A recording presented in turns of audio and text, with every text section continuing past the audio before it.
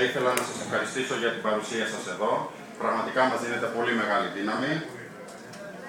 Και θα ήθελα να ξεκινήσω λέγοντάς σας ότι η απόφασή μας να ξεκινήσουμε την εκστρατεία μας μέσα από την παρουσίαση του προγράμματός μας για τον τουρισμό δεν είναι τυχαία. Σηματοδοτεί τα πιστεύω μας. Σηματοδοτεί την τουριστική κουλτούρα της παράταξής μας και τον σαφέστατο τουριστικό προσανατολισμό μας.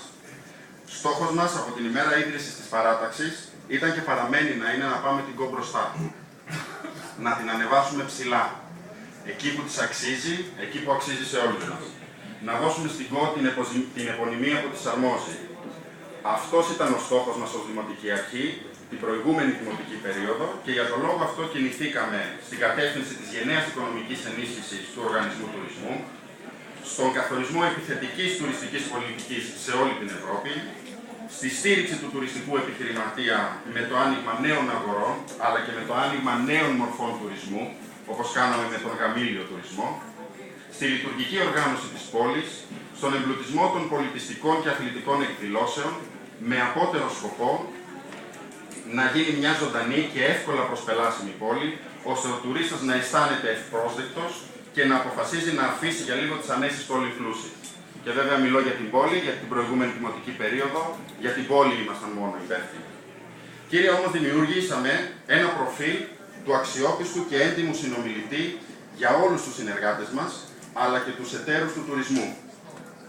Με την αρχή του έντιμου και ειλικρινή συνομιλητή, κάναμε τις συνεργασίες μας με τους tour operators, αλλά και με τις εταιρείες χαμηλού κόστους, διατηρώντας άριστες ισορροπίες και αποκομίζοντας τα περισσότερα δυνατά ωφέλη για τον τόπο μας. Κι ύστερα ήρθαν οι εκλογές, η ενοποίηση των Δήμων, το 2011 και η νέα Δημοτική Αρχή. Από τότε μέχρι σήμερα, ό,τι καταφέραμε πολλοί άνθρωποι μαζί, όχι μόνο έχει αφαιθεί στην τύχη του, αλλά καταστρέφεται συστηματικά. Ποια είναι η κατάσταση που επικρατεί σήμερα?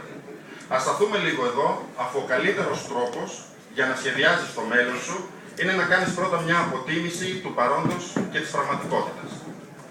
Η ΚΟΣ, από πρωταγωνιστής και πρωτοπόρος, σήμερα είναι κομπάρσος, υιοθετώντας ένα προφίλ εσωστρέφειας, απέχοντας από τις μεγάλες ευρωπαϊκές τουριστικές εκδηλώσεις ή απλά συμμετέχοντας ως φτωχός συγγενής της περιφέρειας.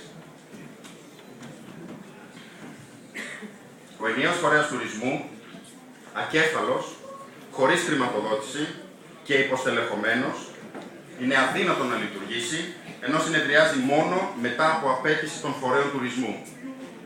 Θυμίζω ότι η τελευταία συνεδρίαση έγινε πριν από μήνες, ύστερα από αίτημα του Προέδρου της Ένωσης Ξενοδόχων και μετά από συλλογή υπογραφών από τα μέλη του ΔΣ, του Διοικητικού Συμβουλίου του Φορέα. Και μόνο αυτό το γεγονός δείχνει τη σημασία που δείχνει η σημερινή Δημοτική Αρχή στον τουρισμό. Οι ατυχέστατοι χειρισμοί, και είμαι πολύ ευγενικός στο χαρακτηρισμό μου, της Δημοτικής Αρχής και του Δημάρχου προσωπικά, στη μεγάλη και τελικά χαμένη υπόθεση της Ryanair και γενικώς όλων των αεροπορικών εταιριών χαμηλού κόστους, στοίχησαν στην ΚΟ πολλές πτήσεις. Πολλούς τουρίστες ελεύθερους να κυκλοφορούν στα χωριά και στην πόλη μας.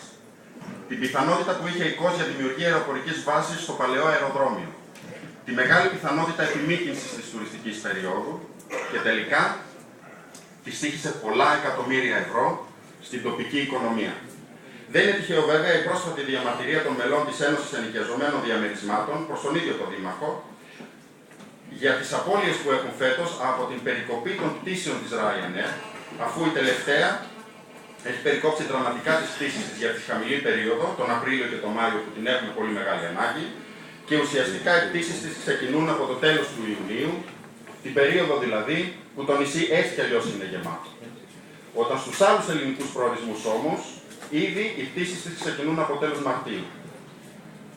Τα τελευταία όμως χρόνια η Δημοτική Αρχή με την επιλογή της όλα τα κατασκευαστικά έργα να ξεκινούν στην αρχή του καλοκαιριού και της τουριστικής περίοδου και να προχωρούν με πολύ αργούς ρυθμούς. Θα σας αναφέρω τραγικό παράδειγμα τη Λόρδου Βύρονος και τη Μητροπόλεως.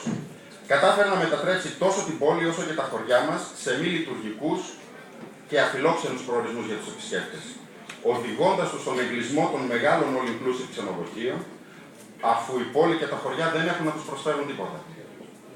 Αυτό, σε συνδυασμό με την περικοπή των δρομολογίων των λεωφορείων προς τα ξενοδοχεία, Η κατάργηση όλων των εκδηλώσεων πολιτιστικών και αθλητικών έδωσαν το τελειωτικό χτύπημα στις μικρές οικογενειακές επιχειρήσεις του τουρισμού και του νησιού μας. Τέλος, όλα τα μεγάλα έργα, οι μεγάλοι στόχοι κολυσιεργούν, όχι γιατί οι διαδικασίες από το κεντρικό κράτος είναι πολύ μεγάλες και κινούνται πολύ αργά, αλλά γιατί κανένας πραγματικά δεν ενδιαφέρεται και δεν ασχολείται σοβαρά ώστε να επιταχυνθούν αυτές οι διαδικασίες. Όλα αυτά που σας λέω είναι πολύ περιεκτικά, γιατί τα προβλήματα που έχουν δημιουργηθεί είναι πολλά και θα μπορούσαμε να μιλάμε για ώρες. Αυτή όμως είναι η κατάσταση που επικρατεί σήμερα, φίλες και φίλοι. Και τα αποτελέσματα της κατάστασης αυτής τα βιώνετε όλοι εσείς στην καθημερινότητα, αλλά και στην τσέπη σας. Την ώρα μάλιστα που οι αριθμοί των αφήξεων ευημερούν, τόσο στην ΚΟ, όσο και σε ολόκληρη την ελληνική επικράτεια. Η δύναμη αλλαγής, μετά από διαβούλευση, καταγραφή απόψεων και θέσεων, παρουσιάζει σήμερα τις θέσεις μας και τις προτάσεις μας για τον τουρισμό για την επόμενη πενταετία. Για να κάνουμε την ΚΟ, τη δική μας ΚΟ, ξανά ανταγωνιστικό προορισμό, να την ξαναβάλουμε στον ευρωπαϊκό και παγκόσμιο τουριστικό προσκήνιο, αναπτύσσοντας επιθετική και εξωστρεφή πολιτική.